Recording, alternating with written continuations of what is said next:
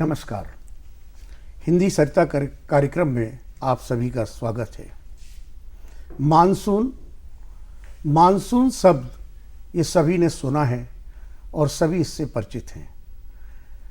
फिर भी मानसून से संबंधित बहुत सी जानकारी हम सबको पता नहीं है।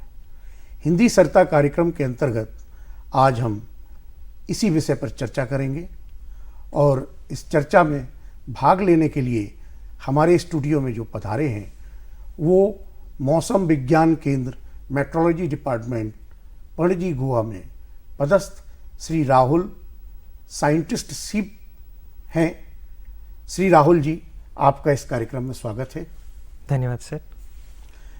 राहुल जी, जैसा हम देखते हैं कि गोवा में मानसून आ चुका है, हमारे देश में कई जगह मानसून आने वाला है जी। तो सबसे पहले तो हम ये जानना चाहेंगे कि मानसून क्या है या मानसून का आशय क्या है। महोदय, मानसून जो शब्द है वो एक अरबिक शब्द है जिसका मतलब ये है जो हवा है उसके दिशा में आने वाले बदलाव।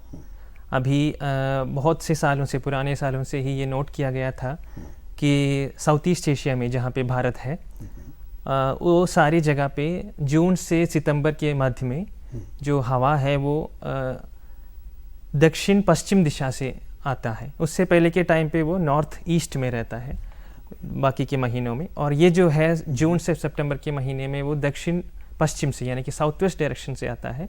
और उसके साथ ही बहुत ही बारिश भी हमारे रीजन में, इंडिया रीजन में और साउथ ईस्ट एशिया में देते हैं। तो वो शब्द जो है मौसम यानी कि ये हवा की दिशा में आने वाले बदलाव, उससे ही ये अरबिक वर्ड से ही ये मानसून नाम का शब्द आया।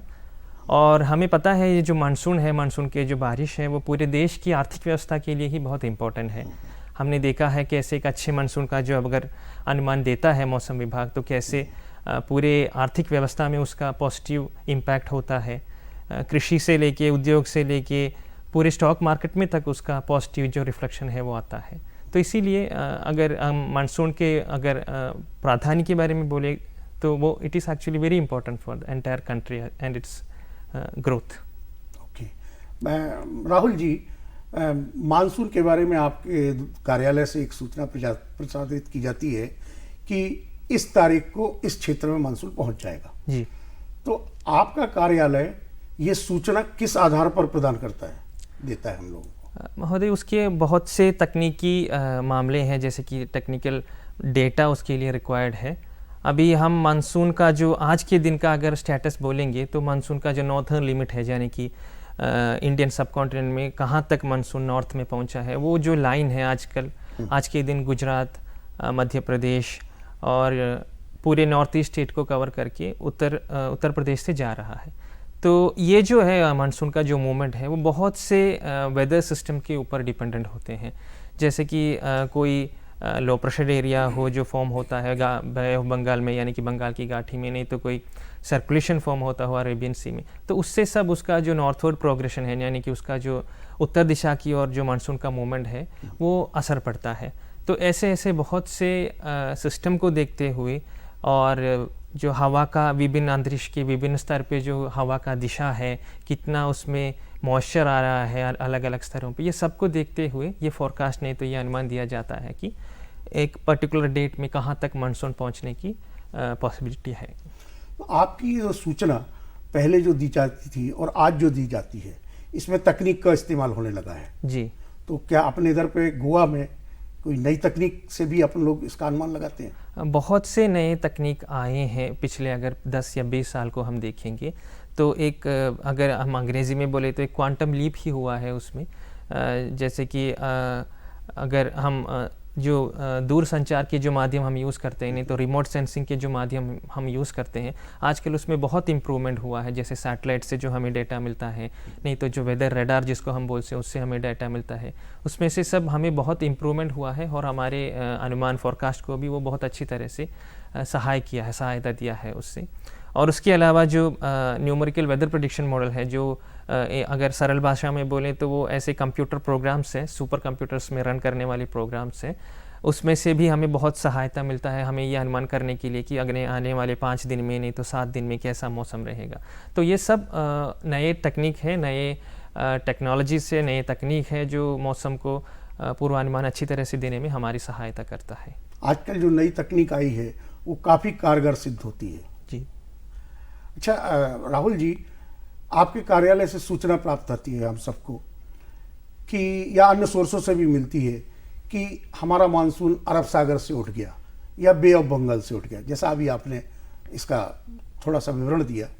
तो हम दर्शकों के साथ ये जानना चाहेंगे कि ये अरब सागर और बे ऑफ बंगाल दो तरफ से उठा हुआ मानसून क्या पूरे क्षेत्र में पहुंचता है या कोई विशेष क्षेत्रों में ही वर्षा करता है, या कोई भी मानसून किसी भी क्षेत्र से उठकर कहीं भी वर्षा कर सकता है? महोदय, ये देखिए, अगर हम साउथ वेस्ट मानसून का बात करेंगे तो उसका बेसिकली दो ब्रांचेस होते हैं।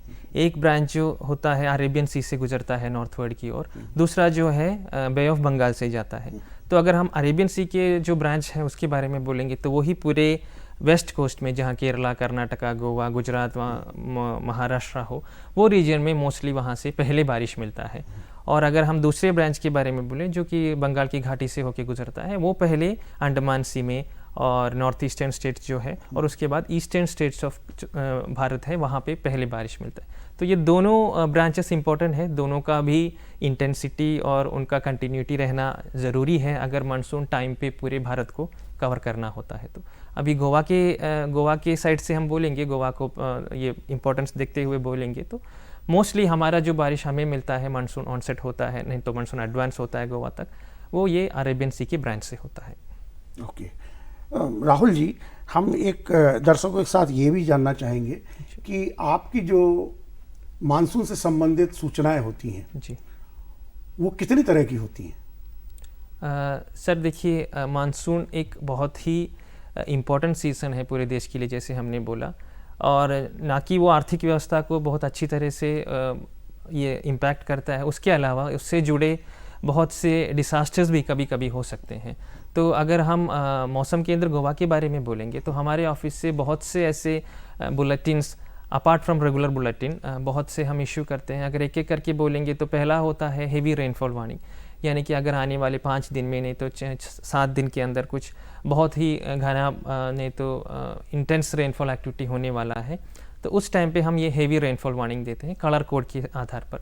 और कलर कोड इसलिए मायना रखता है क्योंकि वो एक इंडिकेशन है। अगर हम आपदा प्रबंधन के तरीके से सोचेंगे तो उसका हर एक कलर का हर एक मीनिंग रहता है, जैसे कि वो ग्रीन में आता है, येलो में आता है, ऑरेंज में आता है और रेड में फाइनली आता है। तो जिस तरीके से मैंने बोला उसी तरीके का वो इंटेंसिटी का ऑर्डर भी ज़्यादा होता रहता है। तो ये हुआ हेवी रेनफॉल का। और दूसरा है हम मछुआरों के लिए भी वार्निंग देते हैं, उसको फिशरमैन वार्निंग बोलते हैं। जैसे कि मानसून सबसेट होता है, नहीं तो अरेबियन सी में, नहीं तो बे ऑफ बंगाल में भी कभी कभी कोई बहुत ही इंटेंस सिस्टम होता है, तो कोस्ट के आसपास सी में बहुत सी विंड स्पीड बहुत ज़्यादा रहता है, तो उस टाइम पे वो बारिश मछुआरों के लिए सी में जाना खतरनाक हो सकता है। तो उस टाइम पे हम फिशरमैन वार्निंग इशू करते हैं उनके लिए। और उसके अलावा अगर किसानों के लिए पर्टिकुलरली बोलें तो नॉर्थ गोवा में हमारा एक डिस्ट्रिक्ट एग्रोमेट यूनिट है जो IMD और ICAR के साथ जुड़ के बना हुआ है। तो उनके सहायता से, उनके गाइडेंस से हम पर्टिकुलरली फॉर फार्मर्स क्या इम्पैक्ट हो सकता है हमारे वेदर, अगर हेवी रेनफॉल हो तो उनको क्या क्या ये लेना चाहिए, क्या क्या उनको प्रिकॉशंस लेना चाहिए, सावधानियाँ लेनी चाहिए, उसके सब के बारे में उनको हम इंफॉर्मेशन देते हैं।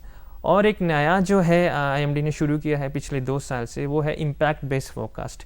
इम्पैक्ट बेस्ड फोरकास्ट ये होता है कि अभी ज़माना ऐसे हो गया है और सीवियर रेनफॉल एक्टिविटीज़ इतना बढ़ गए हैं कि पब्लिक को मौसम क्या होगा ये सिर्फ जानकारी उनके लिए काफ़ी नहीं है। मौसम क्या होगा उसके अलावा ये भी जानना जरूरी है कि मौसम क्या कर सकता है, यानी कि अगर सीवियर रेनफॉल हो सकता है तो उससे क्या डायरेक्ट इम्पैक्ट होंगे लोगों के लाइफ में, डे टू डे लाइफ में। तो वही हम आजकल इम्पैक्ट बेस्ड फोरकास्ट के रूप में इशू करते हैं पब्लिक के लिए, जिसमें हम जो एरियाज हैं जहाँ पे सीवियर रेनफॉल से कुछ खतरा हो सकता है, नहीं तो रेगुलर लाइफ में उसमें अगर 1 या 2 दिन का हेवी रेनफॉल होता है तो क्या असर पड़ सकता है, ये सब डिटेल्स हम एक एक करके उसमें पब्लिक के लिए देते हैं ताकि पब्लिक उसको उससे परिचित हो और जो भी, जैसे हमने बोला, प्रिकॉशंस नहीं तो सावधानी उसके हिसाब से ले सके। राहुल जी, अभी आपने चर्चा के दौरान इंटेंसिटी शब्द बोला, या हम ये कहें, इसको अगर हम सामान्य भाषा में कहें कि आपकी सूचना आती है कि इस बार सामान्य वर्षा होगी या कम वर्षा होगी या अधिक वर्षा होगी। तो इन सब की इंटेंसिटी नापने का आपका क्या आधार रहता है? सर देखिए, उसका अभी जैसे आपने पूछा, नहीं तो आपने करेक्टली बोला, एक फोरकास्ट एक साइड होता है, दूसरा होता है उसका असेसमेंट, नहीं तो उसका वैलिडेशन। तो उसके लिए हमें कोई क्वांटिफाई करने का, नहीं तो उसका नापने का कुछ ना कुछ मेथड हमें होना चाहिए। अभी हम बोलते हैं कि गोवा में कुछ जगह पे होने के चांसेस हैं, नहीं तो बहुत जगह पे होने के चांसेस हैं। तो इसको सबको नापने के लिए गोवा के बारे में अगर बोला जाए तो मौसम केंद्र गोवा के तहत हमें कुछ 13 यानी कि 13 रेनफॉल ऑब्जर्वेटरी से, हमारी मैनुअल ऑब्जर्वेटरी से, जहाँ पे हमारे 24 आवर्स का रेनफॉल मेजर किया जाता है और वहाँ से हमें वो डेटा मिलता है। उसके अलावा हमारे अलग से ऑटोमेटिक वेदर स्टेशंस भी हैं, कुछ 7-8 हमारे हैं गोवा स्टेट में, जहाँ से हमें हर एक 15 मिनट में रेनफॉल का हो, नहीं तो टेम्परेचर का हो, प्रेशर का हो, ऐसे डेटा भी हमें मिलता है। तो ये सब लेके हम उसको कंपेयर करते हैं कि उसके भी कुछ क्वांटिफाइड यानी कि मेथड्स हैं, उसमें से हम कंपेयर करके, जैसे अगर कोई बोलते हैं कि आइसोलेटेड हुआ, तो उसका ये मतलब है कि जो हमारे 13 रेन गेज हैं उसमें से 25% कम से कम 0 से 25% तो रेनफॉल उसमें मिलना चाहिए, तो उसको हम आइसोलेटेड बोलते हैं। अगर 25 से 50% ऑफ रेनफॉल स्टेशन से हमें रेनफॉल का रिपोर्ट मिलता है तो उसको बोलते हैं हम स्कैटर्ड बोलते हैं। उसी तरह आइसोलेटेड, स्कैटर्ड, फेयरली वाइडस्प्रेड, ऐसे बहुत से लेवल्स हैं और उसको हमने ऐसे क्वांटिफाई किया है जो हमें रेनफॉल रिपोर्ट मिलता है उसके ऊपर। अच्छा, ये तो हम जो चर्चा कर रहे हैं मानसून के परिप्रेक्ष्य में कर रहे हैं, लेकिन अगर हम इसी गोवा क्षेत्र को छोड़ दें तो क्या आपके यही पूरी प्रक्रिया या मेथड ठंड और गर्मी के लिए भी की जाती है? जी, जैसे बोला, सबको एक नापने का, क्वांटिफिकेशन करने का मेथड होना चाहिए। तो उसी तरह टेम्परेचर के लिए अगर हम बोलेंगे तो जैसे रेनफॉल के बारे में मैं और एक थोड़ा बोलना चाहता हूँ। जैसे रेनफॉल भी है अलग अलग कैटेगरी के, हेवी रेनफॉल है, वेरी हेवी रेनफॉल है, एक्सट्रीमली हेवी रेनफॉल है। ये सब 24 आवर्स में हमें कितना बारिश मिलता है उसके ऊपर है। अगर 6 सेंटीमीटर से ज़्यादा बारिश रिकॉर्ड होता है 24 आवर में तो उसको हेवी बोलते हैं। अगर 11 से ज़्यादा रिकॉर्ड होता है तो वेरी हेवी बोलते हैं, और अगर 20 से भी ज़्यादा होता है तो उसको एक्सट्रीमली हेवी बोलते हैं। और जैसे ये एक्सट्रीमली हेवी सब सिचुएशन होता है तो थोड़ा सा आम आदमी की ज़िंदगी को, यानी कि रेगुलर लाइफ को वो अफेक्ट कर सकता है, इसलिए वो एक्सट्रीमली हेवी रेनफॉल उसको बोलते हैं।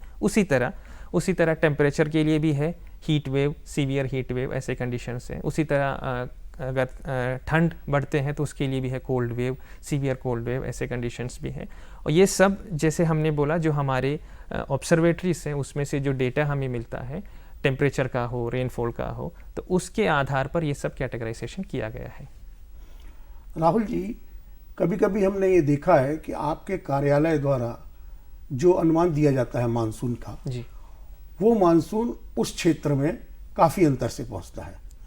तो मानसून के रास्ते के लिए में जो ये देरी होती है, इस देरी के लिए आप किसको जिम्मेवार मानते हैं? क्या कारण होते हैं? देखिए सर, आपने ये तो सही बोला कि कभी कभी उसमें बदलाव हो सकता है, लेकिन ये भी एक सच है कि पिछले 5 सालों में या 6 सालों में अगर IMD ने मानसून ऑनसेट केरला में जो डेट फोरकास्ट किया था, ऑलमोस्ट 90% ऑफ द टाइम उसमें मैच हुआ है।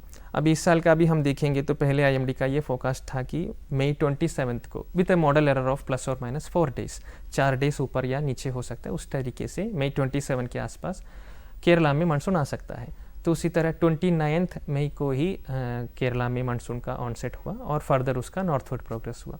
अभी जो सवाल आपने पूछा, जैसे कि अगर डिले आता है तो उसका क्या कारण होता है, तो सर उसका एक ही सिंगल वर्ड में, अगर नहीं तो सिंगल सेंटेंस में उसका जवाब देना है तो हमें सबको पता है एटमॉस्फेयर जो है इट इज़ क्वाइट डायनामिक, उसमें हमेशा कुछ ना कुछ एक्टिविटीज़ चलते रहते हैं। और हम क्या करते हैं, जो हमारे लेटेस्ट ऑब्जर्वेशंस है उसको ऐसे जैसे हमने बोला सुपर कंप्यूटर्स में चला के, नहीं तो सैटेलाइट और रिमोट सेंसिंग के तरीके से उसको फोरकास्ट करने का कोशिश करते हैं। तो कभी कभी ऐसे हो सकते हैं कि जितना हमने एक्सपेक्ट किया विंड स्पीड कुछ लेवल में, जैसे कि एक टिपिकल एग्जांपल लो, मानसून का ऑनसेट हमें डिक्लेयर करना होता है, नहीं तो मानसून का एडवांस हमें आइडेंटिफाई करना होता है, तो कम से कम समुद्र के तल से कुछ 3 किलोमीटर 4 किलोमीटर तक का हवा एक पर्टिकुलर डायरेक्शन से होना चाहिए, एक पर्टिकुलर स्पीड का होना चाहिए। तो कभी कभी क्या होता है, जैसे मैंने बोला, ये जो डायनामिक बिहेवियर है एटमॉस्फेयर का, उसके कारण कभी कभी वो जितना हमने एक्सपेक्ट किया उससे थोड़ा कम रहेगा, और उसके ही कारण जो एक्चुअल रिजल्ट है, जो बारिश होता है, नहीं तो जो क्लाउडिंग होता है, उसमें भी कभी कभी कमी वेरिएशन दिखते हैं। एक मैं उसके इसमें ऐड करना चाहूँगा। अभी कुछ इस साल ऐसा हुआ कि कारवार तक मानसून पहुंचा, और कुछ 10 दिन तक गोवा में नहीं पहुंचा, बल्कि कारवार में ही वो मानसून का जो लाइन है खड़ा रहा। और उसका ये रीज़न था कि एक अचानक एक सर्कुलेशन, एक एंटी साइक्लोनिक सर्कुलेशन उसको तकनीकी शब्द में बोलते हैं, वो महाराष्ट्र में था, और उसके कारण उसका फर्दर नॉर्थवर्ड मूवमेंट में बहुत डिले आया और हमें जून 10 तक वेट करना पड़ा। राहुल जी, हम जब अक्सर देखते हैं कि मानसून आता है तो बहुत सी जान माल का नुकसान होता है जी। तो आपके अनुसार हमें मानसून के पहले या मानसून के दौरान क्या क्या सावधानी बरतना चाहिए जिससे हम जान माल का नुकसान ना हो सके या कम से कम हो सके, कर सकें? जी सर, अगर मानसून के बारे में, वो भी गोवा के बारे में हम बोलेंगे, तो गोवा ऐसा एक कोस्टल स्टेट है जहाँ पे बहुत बारिश, और मानसून में इतना हेवी रेनफॉल गोवा के लिए कुछ नई बात नहीं है। फिर भी आजकल ऐसे सिचुएशंस हम देख रहे हैं कि back to back heavy rainfall incidents are taking place, यानी कि जो 11 सेंटीमीटर से, नहीं तो 6 सेंटीमीटर से जो ज़्यादा रेनफॉल है बैक टू बैक रह रहा है। कभी कभी ड्राई स्पेल्स भी, यानी कि विदाउट रेन के पीरियड भी बहुत ज़्यादा हो रहा है। तो ऐसे सिचुएशंस में ये एक मायने की बात है कि हम लोग फर्स्ट एंड फॉरमोस्ट थिंग, यानी कि हमें पहली बात यही है कि हम अवेयर रहें कि आने वाले फोरकास्ट क्या होने वाला है, या आने वाले दिनों में मौसम विभाग ने क्या फोरकास्ट दिया है। और उसके साथ ही जो इम्पैक्ट बेस्ड फोरकास्ट में मैं कह रहा था, उसमें से भी हमें कुछ आइडिया मिल जाता है कि कितना सीवियर ये इवेंट होने वाला है। और उसके अलावा अगर हम लोग, यानी कि लोग अगर समुद्र के किनारे में हैं, तो एक ये तो सब एक बेसिक अंडरस्टैंडिंग है कि अगर मानसून स्ट्रॉन्ग है तो रफ सी कंडीशंस हो सकते हैं, तो समुद्र में ज़्यादा ना उतरे। अगर आप घाट एरिया में, यानी कि ईस्टवर्ड की ओर रहते हैं, तो आपको पता है कि अगर बहुत ही सीवियर रेनफॉल बहुत दिन तक रहने वाला है, तो ये हो सकता है कि रिवर्स में पानी थोड़ा सा ऊपर आए और छोटा लोकलाइज फ्लडिंग हो। तो ये सब नॉर्मल सिचुएशंस है गोवा में। तो इसी के बारे में लोगों को अवेयर रहना पड़ेगा। और जब स्टेट डिसास्टर मैनेजमेंट, नहीं तो जो डिस्ट्रिक्ट एडमिनिस्ट्रेशन है, वो जो भी सलाह देते हैं उसका पूरी तरीके से उसका मानना पड़ेगा, और उसको उन्होंने जो भी कहा है उसको हमको अनुपालन करना पड़ेगा। राहुल जी, आपके कार्यालय से ये सूचनाएं मिलती हैं, यदि कोई किस माध्यम से आप इन सूचनाओं को प्रसारित कराते हैं, और यदि कोई आदमी, कोई भी व्यक्ति अकेला व्यक्तिगत तौर पर अगर ये जानकारी लेना चाहे तो कैसे ले सकता है? सर, आजकल हम भी जितना हम जो माध्यम हमें पॉसिबल है उससे सबसे हमारा जो फोरकास्ट है पब्लिक को दे रहे हैं। और उसमें से सोशल मीडिया भी एक बहुत ही एक्टिव प्लेटफॉर्म है जिसको हम यूज़ कर रहे हैं। अपार्ट फ्रॉम जो नॉर्मली हम अखबारों को देते हैं, नॉर्मली हम ईमेल में डिस्ट्रिक्ट एडमिनिस्ट्रेशन को देते हैं, नहीं तो जो प्रिंटेड फॉर्मेट में फैक्स में देते हैं, उसके सब के अलावा सोशल मीडिया जैसे ट्विटर और फेसबुक में भी हमारी जो इन्फॉर्मेशन है हम रेगुलरली पास करते हैं। और उसके अलावा अगर कोई इंडिविजुअल ऐसे हेवी रेनफॉल का सब इन्फॉर्मेशन लेना चाहे तो हमारे वेबसाइट में वो रजिस्टर कर सकते हैं अपने आप को, जिससे उन्हें क्या होगा, अगर हम आने वाले 3 या 4 दिनों में कुछ हेवी रेनफॉल एक्सपेक्ट कर रहे हैं तो उसका SMS के रूप में उनको वो इन्फॉर्मेशन मिलेगा। राहुल जी, अगर हम पिछले 5 वर्षों के रेनफॉल का डाटा देखें तो वो कम होता दिख रहा है, इसके बारे में आपके क्या विचार हैं? सर, उसमें मैं थोड़ा सा डिफ़र करना चाहूँगा, इन द सेंस अगर हम पिछले 5 साल का डाटा देखें तो उसमें 2016, 17, 18 और कुछ हद तक 2019 ऑल्सो, ये सब नॉर्मल या उससे कम रेनफॉल के रहे। यानी कि हमारे जो सामान्य रेनफॉल जो हम एक्सपेक्ट कर रहे हैं पूरे सीज़न के लिए, उससे 1% से कभी कभी 19% तक कम था ये 3-4 सालों में। लेकिन 2020 जो है और 2019 जो है, वो दोनों सालों में, वो दोनों मानसूनों में हमें नॉर्मल से 33% और 43% ज़्यादा रेनफॉल मिला।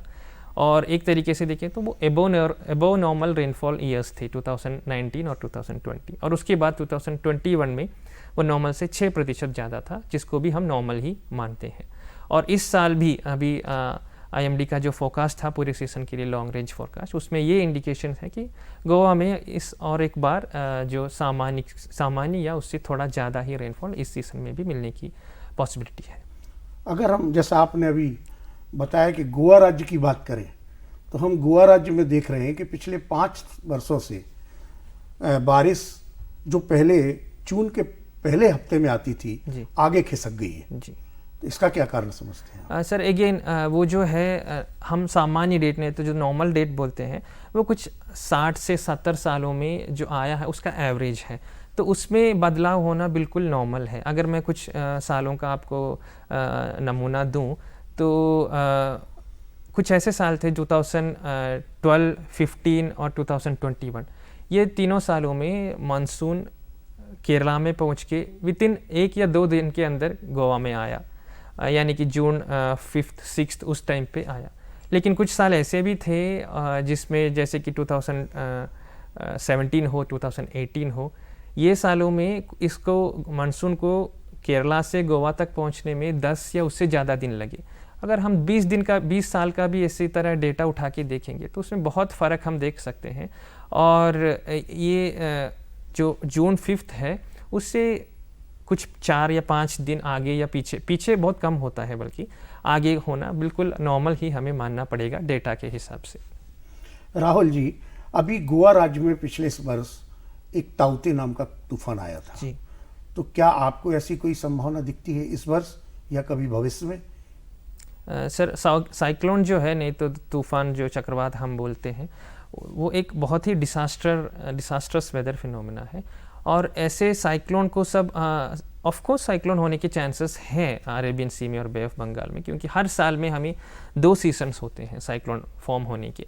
पहले तो है मार्च से मई तक का महीना, दूसरा है अक्टूबर से दिसंबर तक का महीना। ये दोनों महीनों को साइक्लोन पीरियड ही बोलते हैं। उसमें गोवा के तट को जो अफेक्ट करने वाले साइक्लोन है मोस्टली, यानी कि अरेबियन सी में बनने वाले, वो मोस्टली मानसून के आसपास मई के महीने में, नहीं तो लास्ट वीक ऑफ अप्रैल, इस टाइम पे अरेबियन सी में फॉर्म होते हैं।